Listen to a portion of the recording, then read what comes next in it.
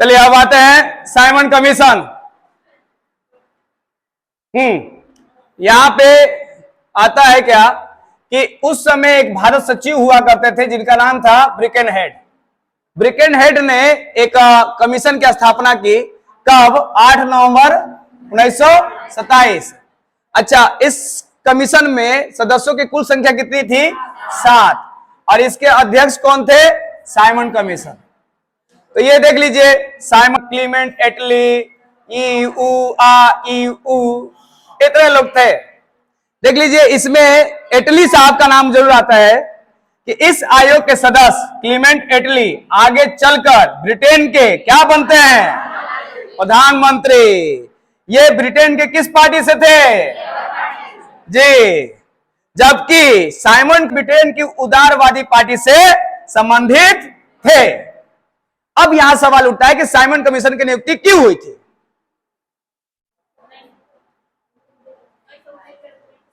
जी, 1919 अधिनियम की जांच के लिए।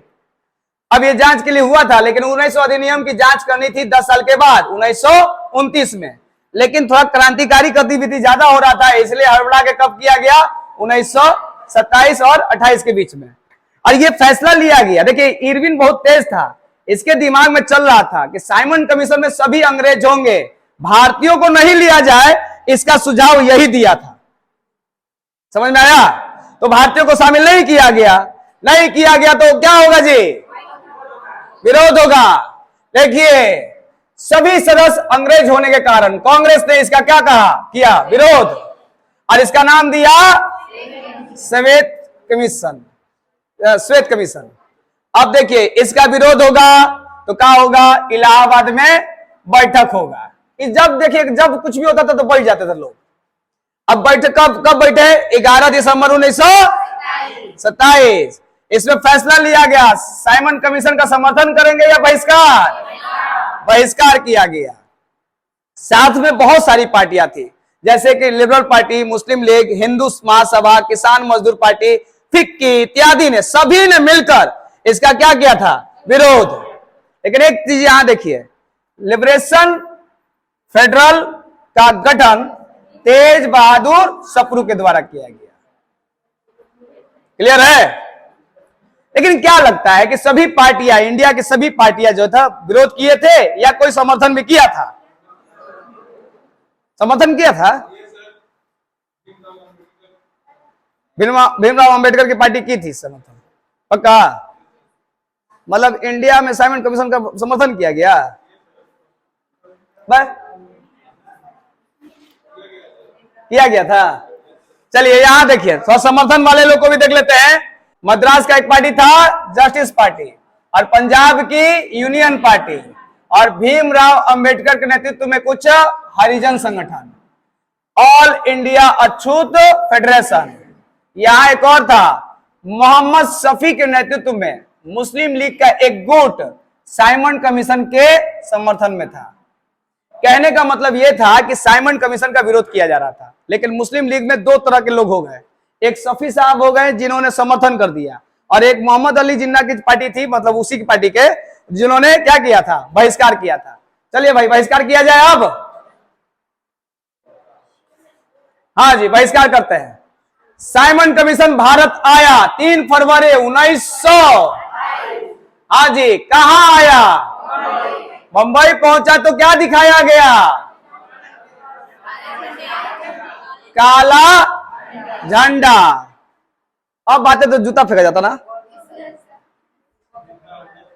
चलिए अब आते हैं, तो कौन सा नारा? साइमन कमीशन आओ कि जाओ जी, नारा था। बंबई में हड़ताल हुआ। चलिए, तो बंबई में ही काला झंडा देखने के बाद सोचे कि लखनऊ जाते हैं, तो लखनऊ गए तो वहां भी विरोध करने वाले कौन? जवाहरलाल नेहरू। उसके बाद हाँ जी, विरोध कीजिएगा तो लाठी बरसेगा कि फूल की वर्षा होगी? तो भाई देखिए, लाठी बरस गया। लाठी बेचारे खाए भी लोग। लखनऊ में एक और थे, खली खुज्मा ने भी साइमन कमीशन का क्या किया था? विरोध। यहां देखिए, मद्रास में विरोध करने वाले थे कौन? टी प्रकाशन। हो गया। ये विरोध होना शुरू हुआ। आगे विरोध पूछते हैं। पंजाब में थे कौन? लाला जी। काफी बुजुर्ग व्यक्ति थे और इन्होंने भी विरोध किया था। तो देखिए एक एग्जाम में बीपीएससी में आया था, शेर पंजाब किसे कहते हैं? तो जो शेर पंजाब थे उन्होंने पंजाब में यानी लाहौर में 31 अक्टूबर 1928 को साइमन कमीशन का क्या किया था? इन्होंने विरोध। लेकिन विरोध करने के क्रम में एक अधीक्षक थे जिसका नाम था स्कॉट। स्कॉट ने आदेश दे दिया लाठी मारने के लिए। वहीं पे लाठी लग गया और लाला जी क्या हो गए? घायल। उसके बाद उनकी क्या हो गई? मृत्यु। मरने से पहले बोले मेरे ऊपर जिस लाठी से प्रहार किए गए हैं उसी लाठी, वही लाठी एक दिन ब्रिटिश साम्राज्य के ताबूत का काम करेगा। मतलब समझ में शॉर्ट भी ये देता है, कहीं कहीं लंबा देता है, कहीं कहीं छोटा देता है, समझ में नहीं आता है। हाँ, मेरे सर पे पड़ी एक वो लाठी ताबूत का काम करे, यही सब था। यहां भी लिखा ही है, देख लीजिए। अब यहां पे देखिए क्या बोला? कील साबित होगी। और यहां पे क्या लिखा है? कफन की कील बनेगी। हाँ, लेकिन है ना, भावना को समझो। कफन में कील नहीं होता है लेकिन भाव निकलता है ना। कोई चांद तारा तोड़ के ला सकता है? तो इसका भाव क्या निकलता है? है जी, कोई बोलता है चांद तारा तोड़ के लाया तो इसका भाव क्या निकलता है? सही में तोड़ के लाएगा कि इसका कुछ निकलेगा?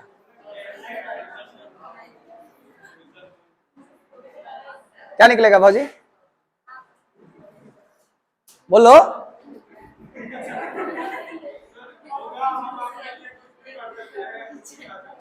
हाँ, चांद तारा तोड़ के लाना, इसका मतलब हम आपसे बहुत प्रेम करते हैं, यही ना बोलता है। इसी का भाव यही होगा।